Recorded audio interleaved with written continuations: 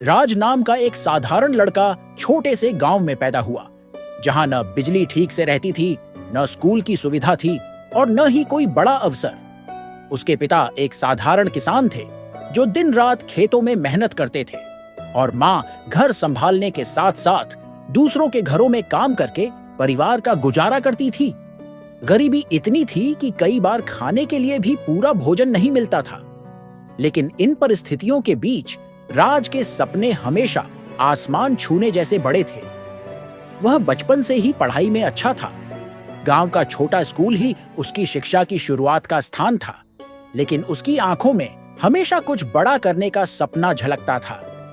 वह अक्सर कहता कि एक दिन मैं अपनी मेहनत से ऐसा मुकाम हासिल करूंगा कि लोग मुझे पहचानेंगे। हालांकि गांव के लोग उसका मजाक उड़ाते और कहते कि गरीब का बेटा अगर खेत में हल चला ले वही बड़ी बात है। लेकिन राज ने कभी इन तानों को अपने दिल पर बोझ नहीं बनने दिया, बल्कि उन्हें ईंधन की तरह इस्तेमाल किया। हर ताना उसके लिए प्रेरणा बनता और हर कठिनाई उसके लिए एक चुनौती। स्कूल की फीस भरने के लिए उसने ईंटें ढोई, खेतों में मजदूरी की, दूसरों के घरों में काम किया, ठेले पर सब्जियां बेची, लेकिन पढ़ाई कभी नहीं छोड़ी। उसके शिक्षक उसकी लगन देखकर कहते कि यह लड़का एक दिन जरूर कुछ बड़ा करेगा। धीरे धीरे समय बीतता गया और उसने गांव के स्कूल से अच्छे अंक लेकर पास किया और शहर जाकर कॉलेज में दाखिला लिया। लेकिन यहाँ उसकी असली परीक्षा शुरू हुई, क्योंकि कॉलेज में उसके साथी संपन्न परिवारों से थे जिनके पास किताबें, सुविधाएं और साधन थे, जबकि राज के पास पुरानी किताबें, फटे कपड़े और किराए के छोटे कमरे की 4 दीवारें ही थीं। लेकिन उसके पास जो था वह औरों के पास नहीं था। दृढ़ संकल्प, जुनून और कड़ी मेहनत करने का जज्बा। वह सुबह अखबार बांटता, दिन में कॉलेज जाता और रात को किसी दुकान पर काम करके अपनी जिंदगी चलाता। कई बार पेट खाली रह जाता, लेकिन उसका मन कभी खाली नहीं होता।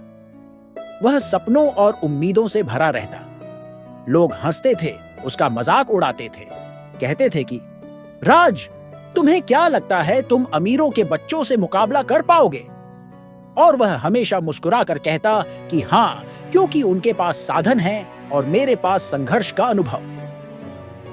कॉलेज के दौरान उसने कई प्रतियोगिताओं में भाग लिया और हर बार प्रथम आया। शिक्षकों ने भी उसकी मेहनत को सराहा, लेकिन असली चुनौती तब आई जब उसने देश की सबसे कठिन प्रतियोगी परीक्षा देने का सपना देखा, जिसके लिए लाखों विद्यार्थी तैयारी करते थे। उसने इस सपने को पूरा करने के लिए बड़े शहर का रुख किया। यहाँ उसके पास न पैसे थे, न कोई जान पहचान। छोटे से कमरे में कई बार भूखा रहकर, दूसरों के साथ भीड़ में सोकर और किताबों को तकिए की तरह लगाकर वह तैयारी करता रहा। वह सुबह 4 बजे उठकर देर रात तक पढ़ाई करता।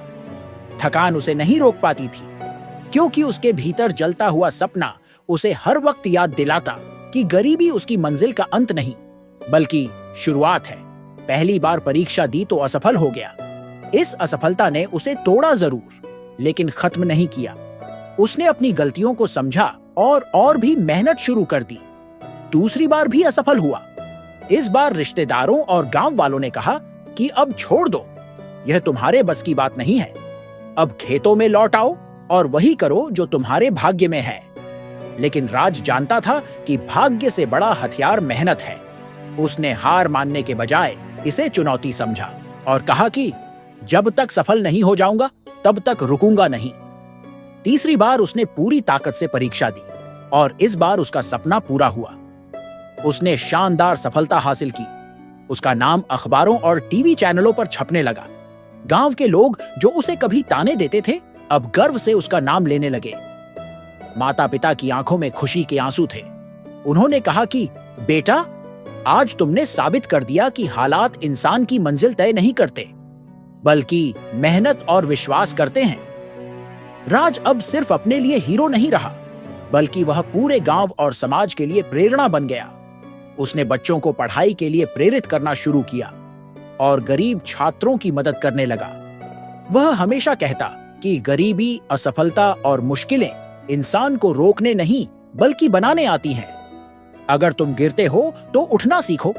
अगर लोग ताने देते हैं तो उसे अपने लिए ईंधन बना लो, क्योंकि सफलता उन्हीं को मिलती है जो आखिर तक हार नहीं मानते।